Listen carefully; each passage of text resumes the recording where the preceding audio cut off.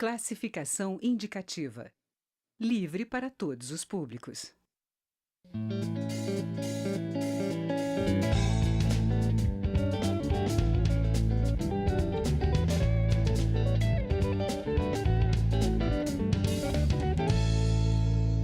Olá! Os deputados federais eleitos no ano passado já tomaram posse e os trabalhos do Congresso Nacional já começaram. A deputada Fernanda Melchiona, do PSOL do Rio Grande do Sul, é uma das parlamentares que assume o primeiro mandato federal. E é para falar sobre os planos, propostas e projetos da deputada para o mandato que a gente conversa agora. Bem-vindo à Palavra Aberta, deputada. Obrigada, Juliana. É um prazer estar aqui com vocês. Prazer é nosso. Deputada, antes de mais nada, fala um pouquinho sobre a gente. A senhora é bibliotecária originalmente e foi muito bem votada no Estado, né? Sim, eu sou formada em biblioteconomia pela Universidade Federal do Rio Grande do Sul. Tive o prazer de trabalhar bastante como estagiária, né? E depois já formada como bibliotecária em biblioteca escolar. Inclusive, uma das coisas que eu estou trazendo para cá é uma frente parlamentar de incentivo à leitura. Estou coletando assinaturas, aqui é diferente das câmaras municipais, né? Não vota em plenário, mas é necessário um número X de assinaturas, porque a gente está num país que tem um dos menores índices de leitura comparado com a América Latina. Não estou nem comparando com o resto do país. Eu digo sempre, Juliano, que os governos têm uma dívida histórica com o povo, né? Sim. A desigualdade social se reverteu em desigualdade informacional por uma série de questões. Desvalorização da educação pública, pouco tempo, né, de imprensa, que eu digo de publicações... Sim. Né, acervo livre e a tentativa de começar esses acervos nas bibliotecas públicas. Claro, livremente disponíveis a todo mundo. Do ponto de vista da história, é uma história recente, né? Sim. Bom, todos os períodos que a gente viveu, a gente sabe que um dos primeiros lugares que se corta verbas é da leitura, é da cultura, são das áreas sociais. Então, muda governo e não se tem um plano e projetos que sejam de Estado. Nasceu em 2006 um Plano Nacional do Livro e da Leitura, né, numa portaria interministerial entre Educação e Cultura. Uhum. E nós conseguimos, lá em Porto Alegre, quando eu fui vereadora, junto com a Frente Parlamentar de Incentivo à Leitura, fazer o Plano Municipal do Livro e da Leitura num processo que fez com que a frente, no Parlamento Municipal, fosse uma combinação de uma frente, claro, do Parlamento com vereadores, mas uma frente social e política, com bibliotecários, com escritores, com leitores, com livreiros, enfim, com todas as vertentes vinculadas ao livro e à leitura. E isso foi muito legal. A partir dessa junção, a gente conseguiu ter força política para aprovar recurso em orçamento, para ter o Plano Municipal do Livro e da Leitura, para batalhar, né, por programas de leitura locais, enfim.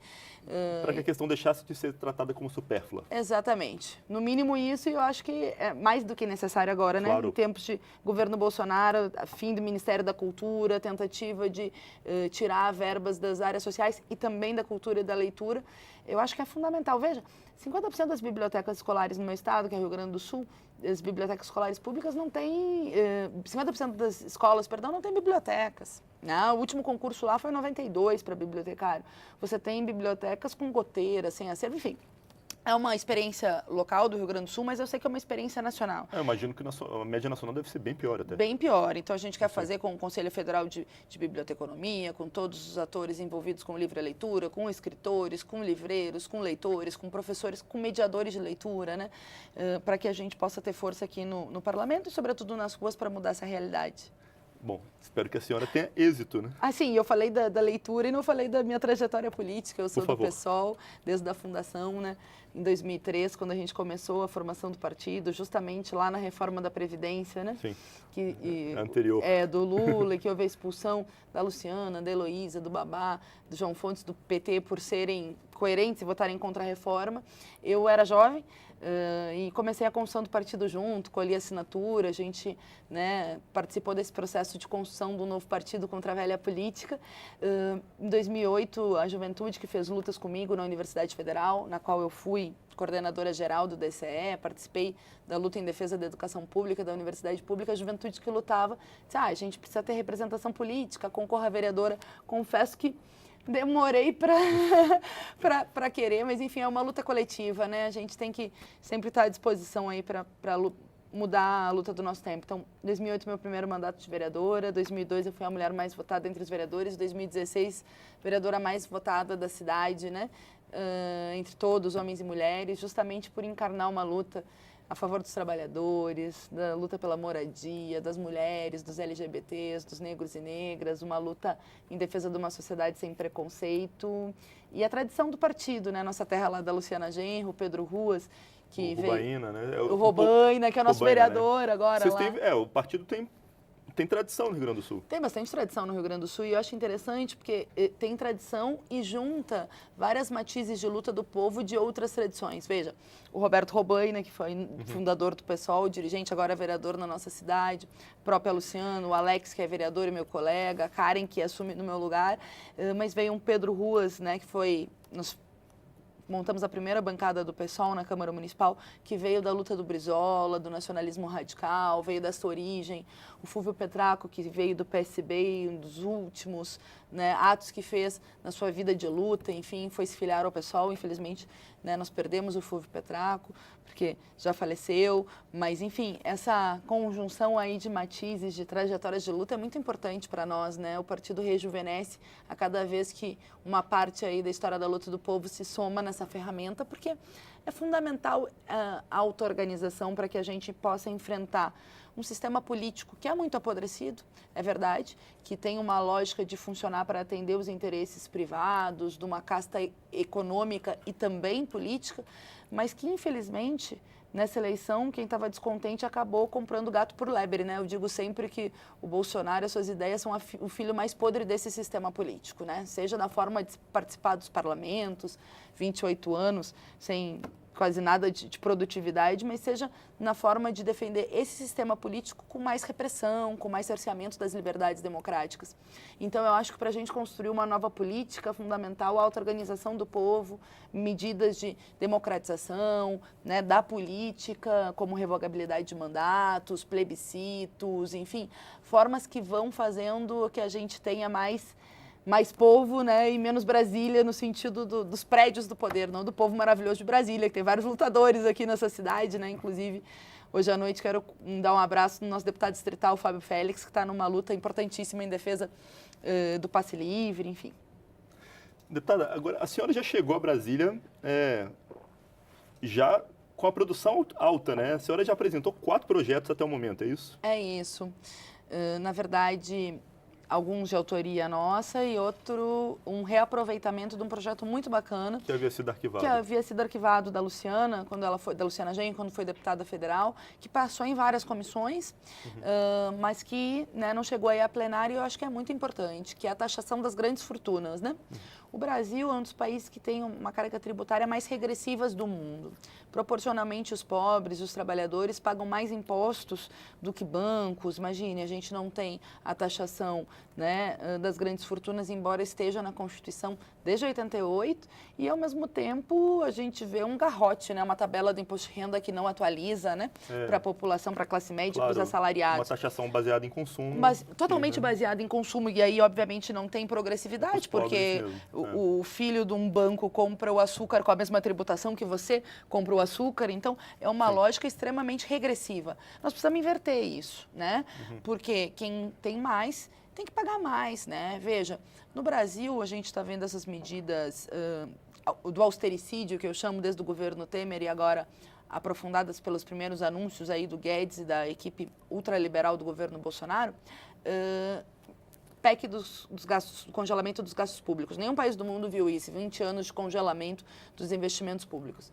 Uma reforma trabalhista que retirou muitos direitos dos trabalhadores. E, ao mesmo tempo, o que a gente viu em 2017, segundo a Oxfam, foi 11% da população entrando na linha da pobreza, né? Baixando sua qualidade de vida, e os ricos ficando mais ricos. Então, assim, é preciso reverter esse tripé. A taxação das grandes fortunas pega só os grandões e pode render até 100 bilhões a mais por ano para se poder investir em educação, em saúde, em assistência social e, quiçá, né, reverter essa lógica e poder desonerar o povo trabalhador dessa tributação tão perversa, né, tão injusta. Seguindo, porque, né, então... Bom, esse a gente chama ele, pede o desarquivamento para que ele possa seguir tramitando. Para quê? Para não ter que passar em todas as comissões de novo. Né? É um projeto bom e a gente quer encampar e fazer essa luta. Depois eu apresentei um que é muito importante para nós também, porque essa desigualdade do Brasil também é uma desigualdade de gênero, né? A maior parte da nossa da classe trabalhadora também é mulher, e as mulheres ainda no mercado de trabalho recebem a menos que os homens para a mesma função.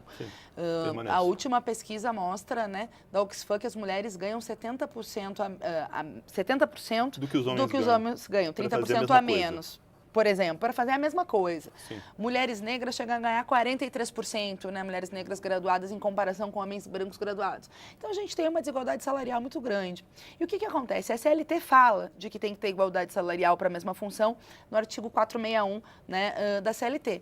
Mas, assim, sem penalidades, sem uma política pública pesada de fiscalização, isso é mera ilusão, né? Até porque é uma forma de superexplorar as mulheres e, enfim, manter as coisas como estão, a ausência de fiscalização. O que a gente cria? O selo empresa machista. Primeiro, uma multa pesada, né? 10 vezes o maior valor, né? O maior salário pago pela empresa, que em geral são dos homens, né? Os gerentes, e em caso de reincidência, 50% a mais. Cria a ideia de que essas empresas não possam, a partir de constatada, né, e não regularizada essa questão da desigualdade salarial, não possam contrair empréstimos com instituições oficiais e não contratar com a administração direta e indireta, né?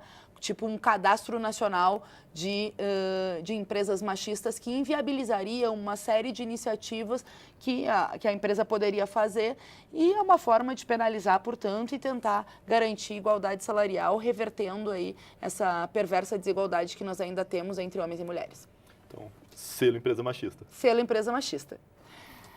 Deputada, nosso tempo já está terminando, mas acho que a gente vai ter que fazer depois um outro programa sobre alguns desses projetos. Mas você quer falar sobre mais algum dos seus projetos recém-apresentados? Como a gente vai poder fazer outros programas, Juliana, eu quero aproveitar para dizer que eu acho que a gente sempre pode conquistar, né? Eu vejo que as mulheres no Brasil começaram um processo de luta muito importante. A Primavera Feminista, quando houve a tentativa do PL 5069 do Eduardo Cunha, que retirava uma série de direitos, e a luta das mulheres conseguiu barrar isso. Bom, ontem teve um deputado que apresentou um projeto de lei retirando a pílula anticoncepcional, e a partir até o DIU também, do DIU, das mobilizações em redes, ele já recuou hoje, o que mostra o empoderamento e a capacidade de auto-organização das mulheres. A maior manifestação feminista da história do Brasil aconteceu ano passado, durante as eleições, que foi o Ele Não. Eu acredito que mesmo que a gente tenha um presidente que acha que a gente tem que ganhar mais porque a gente é mãe, como se a gente fosse mãe sozinha, né?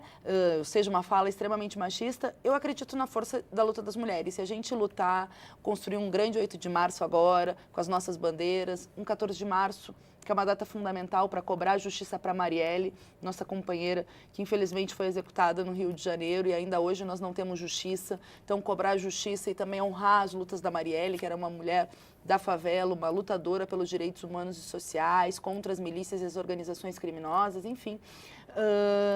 Esse mês é muito importante para a gente fazer essas lutas e também para fazer lutas como essa em defesa da igualdade salarial. Então, eu acredito muito na nossa capacidade de mobilização, e se eu posso deixar um recado, claro, nós vamos ter muitas lutas pela frente, homens e mulheres, contra a retirada de direitos trabalhistas, né, a reforma da Previdência, que quer uma idade mínima absurda para que os trabalhadores morram antes de poder se aposentar, mas quero deixar um recado especial para as mulheres que nos ajudem nessa luta por igualdade e por mais direitos.